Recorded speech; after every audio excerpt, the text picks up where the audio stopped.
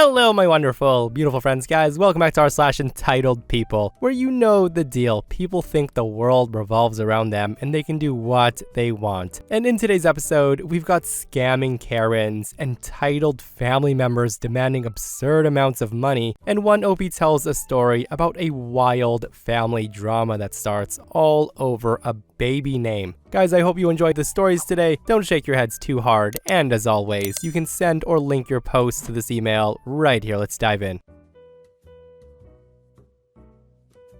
When this happened, I was in a Dunkin' Donuts. I got my donut and a drink.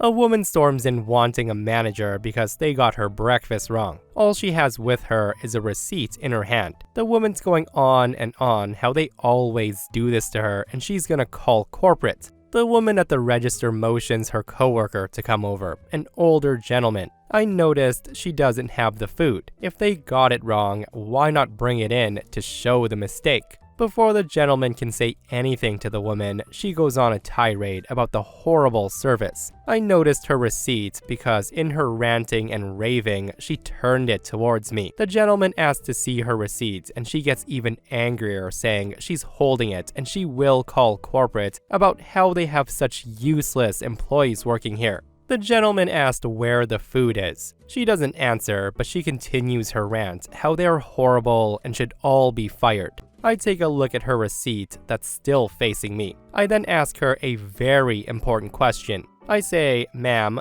do you know what the name of this place is?" The woman screams, "Of course I do, and no one's asking you, so shut up." That's when I respond and say, "Well, I don't think you do. This is a Dunkin' Donuts, and your receipt says Home Depot on it." As soon as I call her out, she scoffs, crumples up the receipt, and throws it at the gentleman, and then storms out. The guy looks at the receipt and he laughs. He tells his coworker it really is from Home Depot, but from last month. I've been in retail and customer service for going on 20 years. At my job, people do this all the time with returns for items that they claim they purchased and forgot the receipt. Some do have a receipt, but it's from a different place. When I finished my donut and walked to my car, the woman gave me the middle finger while driving away, saying that I ruined her day. I'm glad someone thinks I'm number one. Oh boy, the things people will do to get a free meal, right? Like, my goodness. And I love how she blamed OP for ruining her day. Like, if by day she meant her little scam, then yes, OP did ruin her day.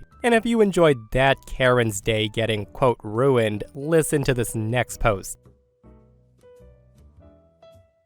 So I work in a small department of a mid-sized institution. It's the sort of office where everyone knows exactly which desk drawer you keep your candy in, and helps themselves sometimes. So it's hard for anyone to be sneaky for long. I've been in this role for about 6 months, and recently, I started noticing weird typos and mistakes showing up in our weekly client update reports that I handle personally. Now, normally, I'm pretty meticulous. So at first, I assumed I was tired or losing focus. And then, one morning, my supervisor asked for a quick chat. She pulls out a printed copy of that week's report, circled random nonsense lines in red, and she asked what's going on. It looked like I had typed the entire sentence in wingdings. And for some context, it takes effort to deliberately switch to wingdings, and it's not something you can accidentally do. At that, I was completely baffled. The files on my computer were perfect, and I had the version history to prove it. So I start double-checking the final PDF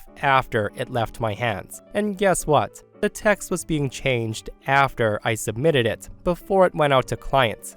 Some lines looked like normal English from my end, but by the time the PDF was emailed, there were random fonts, phrases repeated 4 times, and even a client name spelt completely backward. It's like somebody wanted me to look incompetent. I told my supervisor that something weird was happening, and she agreed to keep it quiet and investigate. The next week, she set up a shared folder that tracked every single edit along with the user who made it. Sure enough, a few hours after I uploaded my final document, my coworker, who we'll call Stephanie, opens the file under her login, and she starts making these sabotage edits.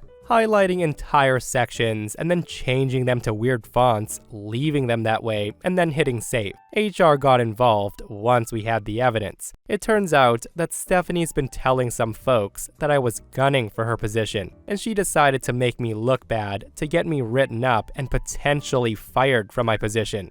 Well, joke's on her though. She was fired on the spot for tampering and sabotaging work that affects others and the company, and risks damaging our reputation with clients. She offers me a flustered apology in the break room while on her way out, saying that she was just so stressed and insecure.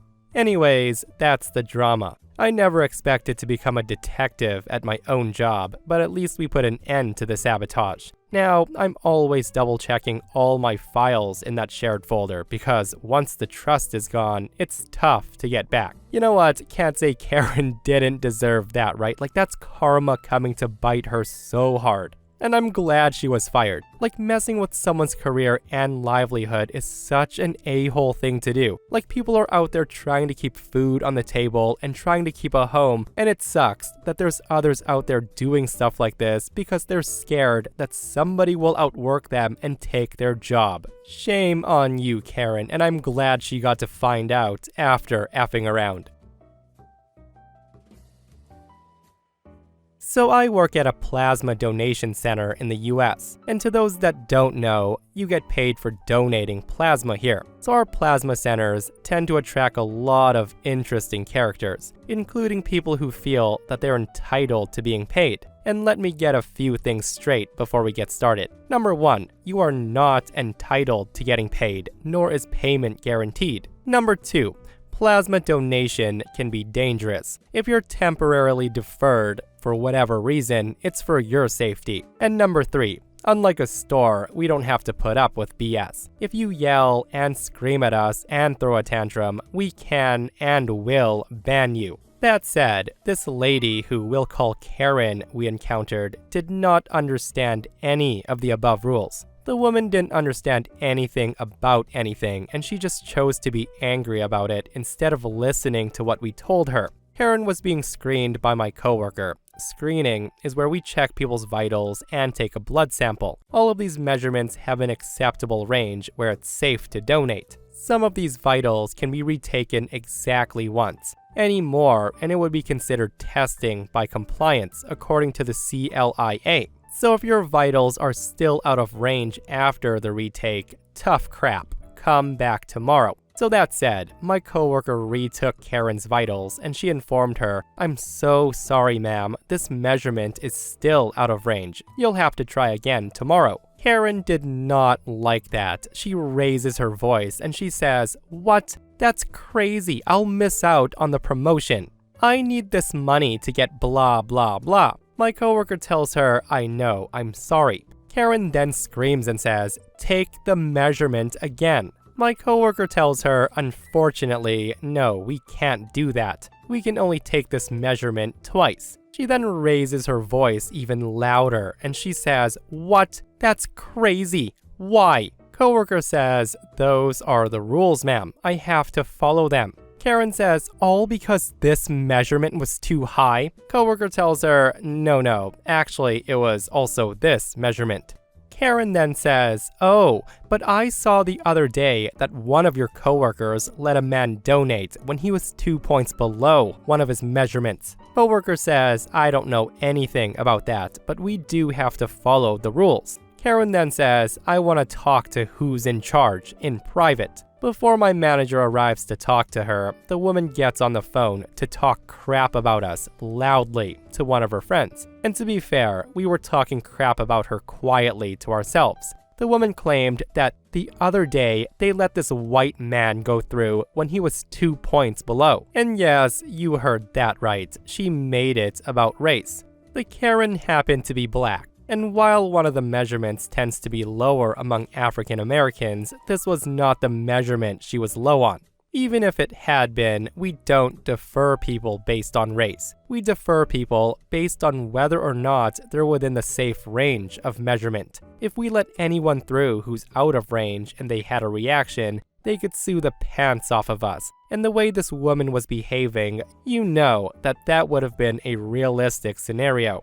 My manager arrived and they took her into a private room to talk. And the shocker is she explained exactly the same thing my coworker did, that we only take this measurement twice. You'll have to come back tomorrow. When the Karen demanded why the man from the other day was let through when he was 2 points low, my manager reiterates and says, "We do not let anyone through with an out-of-range measurement." She then says, "Are you calling me a liar?" Manager tells her, "I think you might have misunderstood or misheard what was going on." The medical historian was probably warning him that the measurement was 2 points away from being too low. We let people know when the measurement is close to being low so they can prevent themselves from actually being too low next time. Do you understand? Despite claiming she understood, the Karen immediately gets back on the phone with her friend, and she says, "I don't understand. This is crazy." The woman then left in a huff. Unfortunately, despite myself and all my coworkers begging my manager to ban this Karen, she has not been banned. But know this, if you donated plasma recently and this story sounds a little too familiar, you'd better be on your best behavior the next time you come in, because not every manager is as kind. We do not put up with BS.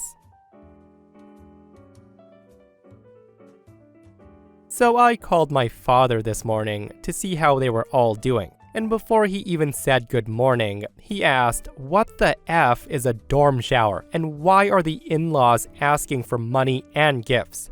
So here's a little background. My husband, children, adult teens now, and I went no contact with my husband's entire immediate family and most extended relatives since 2016. That's 9+ years of not talking to, contacting, or having any type of relationship or interactions.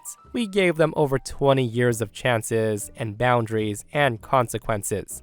And that's to say, it wasn't a rash decision that was made selfishly or thoughtlessly. Throughout the years though, they send us requests for gifts. You see, they like to create registries, like you would for a bridal or baby shower. And they would fill them with obscenely priced items for simple things, like birthdays, Christmases, graduations, anniversaries, and every little "I did this and therefore I deserve an expensive gift" event. That said, on to last week into today. I called my husband's aunt to catch up. She's the one we're still in contact with, and she gave me a heads up that my in-laws were trying to get her to pay, they used the term donate, over $100,000 for the golden granddaughter's dorm fees and schooling. Because, quote, "We're family. We need to stick together and do our part." They then sent her an invitation via text to the dorm shower, and my husband's aunt said it was beyond ridiculous. Not to mention the request for straight-up cash when she graduated. In the meanwhile, I'm getting texts and calls from old acquaintances and childhood friends saying that my in-laws are harassing them and trying to get a hold of our information. This is because we changed our cell phone numbers and we blocked them everywhere we digitally could, as we've gone no contact. Last week in the mail, I received an actual printed invite along with registry information, not to one place, but 3 separate stores. And because we were curious, we took a peek. The cheapest thing on there was a pack of washcloths in the $60 range, followed by a power strip at $120, and the prices went up from there, including items in the $2,000 range. They even had commercial type appliances, which you can't even take or use in a dorm room. So why are they even on there? And then the phone calls start rolling in, which were all sent to voicemail from numbers that we aren't familiar with. Mother-in-law ends up leaving a message saying, "Joseph, this is your mom. I'll have you know that Jessica is going away for college, and we need you to contribute $100,000 for her dorm. We also sent you an invitation to her dorm shower and a picture from her graduation, which had requests for straight-up money without even hosting a party. Don't disappoint us because you owe it to your niece and sister." Now, first of all, no to the effity no. We're not doing that. Insert 2 middle fingers here. Second, niece's parents make more than $500,000 a year. They both work for the state, and they love to brag, and their salaries are posted, so they should easily be able to afford their child's dorm necessities. Third, my husband and I have our own 2 kids in university, one going into sophomore year and one going into junior year, and we never made any grand announcements, much less requests for money. They also chose to stay local in order to save money. Fourth, like, why the F are you trying to get money and gifts out of my parents and other elderly relatives? Like, aren't there laws against swindling senior citizens? So yeah, my husband dropped everything into the shredder and I erased the voicemail with full intent of remaining and maintaining no contact. In the last 2 hours, I've gotten 6 calls from numbers I don't know, but area codes that are from their area, with no one leaving any messages. Like, what the F? Just when you think you're out, they try to pull you back into their BS. I'm just so effing tired and the nerve to do that. And they didn't even bother asking about their biological grandchildren that they claim to, quote, love with all their hearts. Yeah, there is nothing worse than entitled leeching family members coming out of the woodwork to harass other family members about money. And guys, the fact that they're asking for money when making $500,000 a year, is that freaking absurd to you? Like $100,000 nonetheless. Like, that's a huge, absurd amount of money. Under the guise of we're family, you owe it to us. Like OP said, F no, middle fingers all around.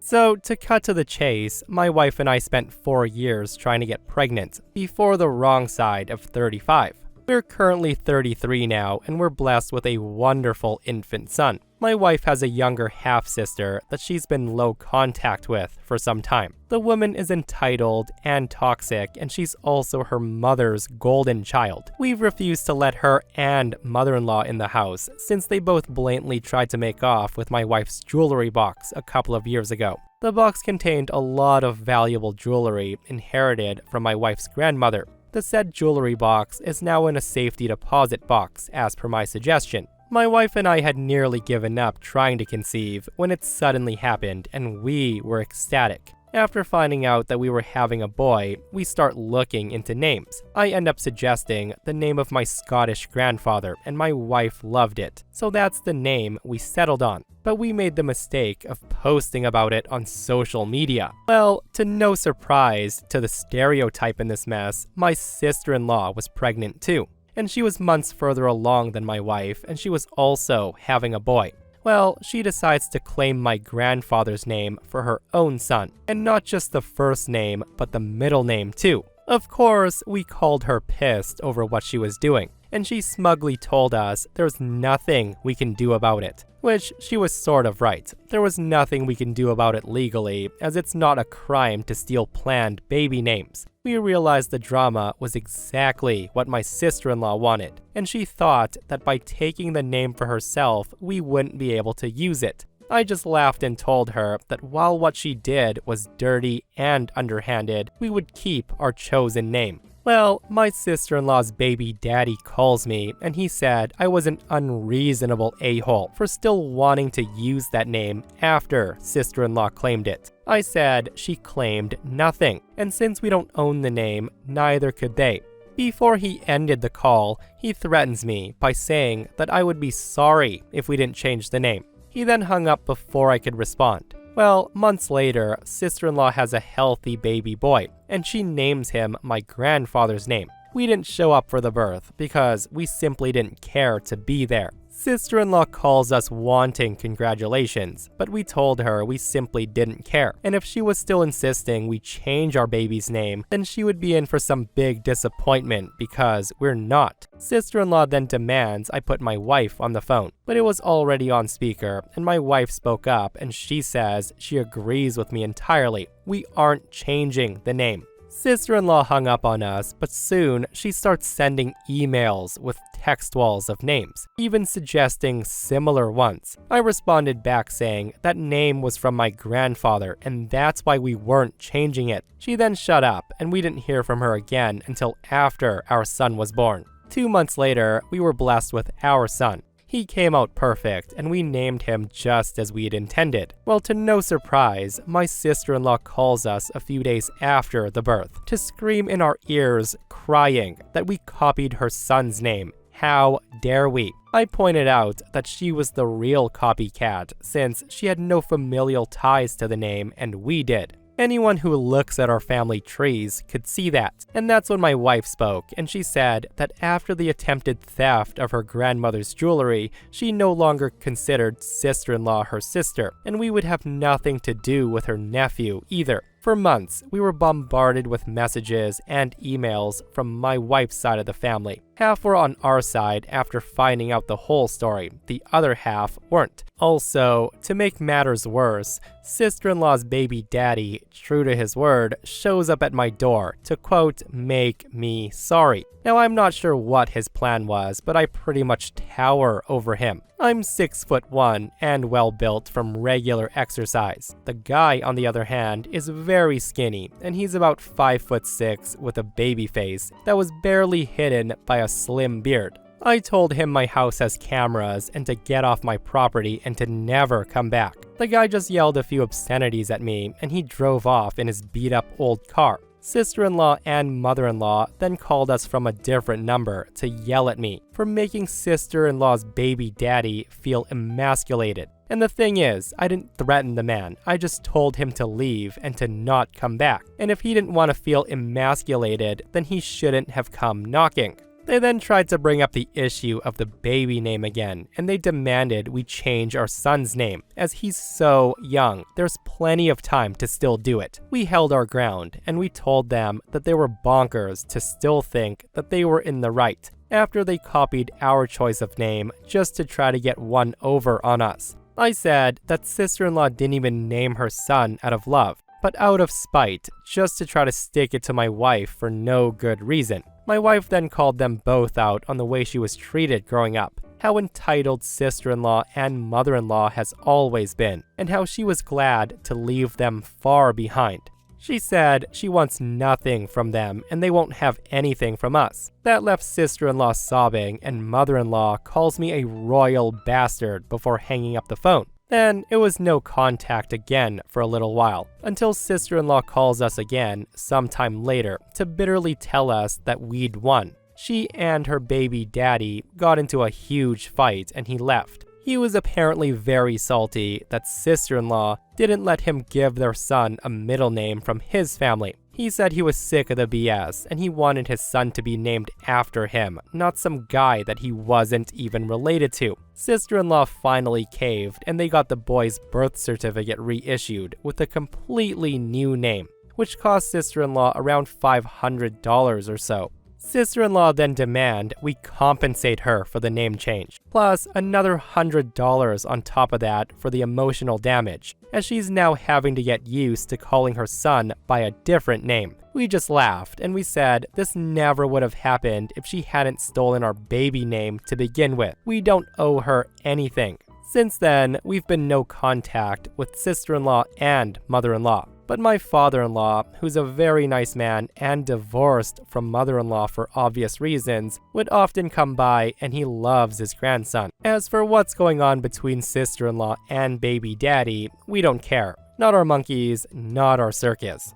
Yeah, all that drama starting over one baby name is ridiculous, guys. And hey, I'm not taking any sides here, but that could have been all avoided if the name wasn't shared on social media. Like, if a name's important to you, you'd best keep it to yourself. That said, I love how sister-in-law calls them up, asking for compensation after being forced to change their son's name. Some frickin' people, I tell you. And while we're on the topic of baby names, guys, listen to this last absurd post.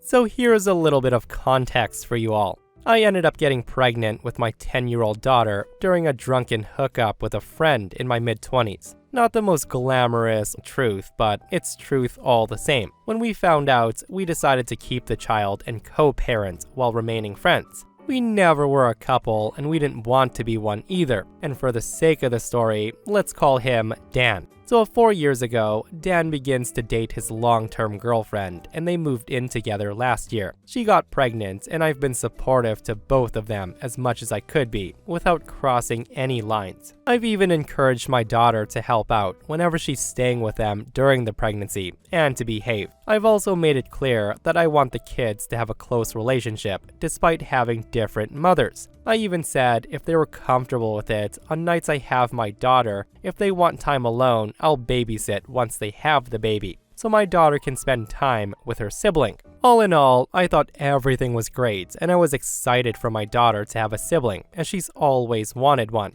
3 days ago, Dan and his girlfriend had a daughter.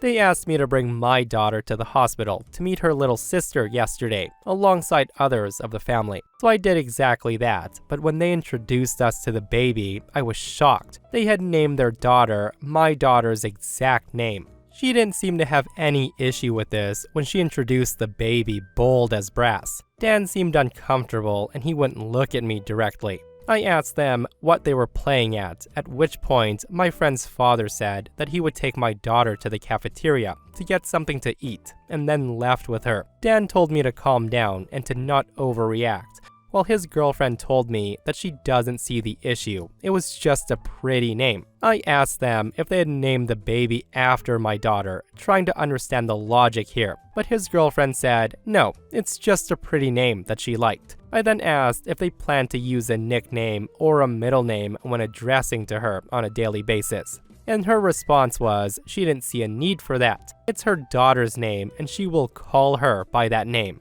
I then told them they were being ridiculous and that they can't do this. I then told his girlfriend that I found this frankly creepy, and told my friend Dan that he was being spineless if he was happy to go along with this. She then tried to claim that our daughter could use a nickname or something, and even said a nickname would better suit her. I shut that down immediately, asking why it was more reasonable for a girl who's used that name for over 10 years to change her name, compared to a baby who had no concept of what a name was yet. His girlfriend told me I was being a bitch talking to her like that after she just gave birth, and then asked the nurses to remove me, saying I was being disruptive. Maybe my temper is running a little too hot though, and I was too harsh on her when she just gave birth. It's just so effing weird. Something about it just felt deliberate, as if she's trying to replace my daughter, and for the both of them to spring it on us like that at the first meeting, that was weird. Am I the entitled a-hole here for overreacting? Yeah, in my opinion, I don't think OP's overreacting at all when it comes to this, and I can understand why she feels the way she does. As I've said, some people don't like anyone taking their baby names, and they get really defensive. Like, could she have gone about it nicer and not called them creepy and spineless? Maybe. But maybe that's deserved after the comment the girlfriend made about OP giving her daughter a nickname so girlfriend's kid could have the full name. The frickin' audacity, right? And this person says, you are not the a-hole. They hid this for a reason. He was embarrassed for a reason. The same first and last name is gonna cause both of those girls a lifetime of issues, especially with the same father. I usually would give a bit more sympathy for a woman who just gave birth, but she seemed deliberately cold and cruel towards your daughter to have done this. But yeah, guys, let me know your thoughts on this. Is it weird? Maybe just a little bit.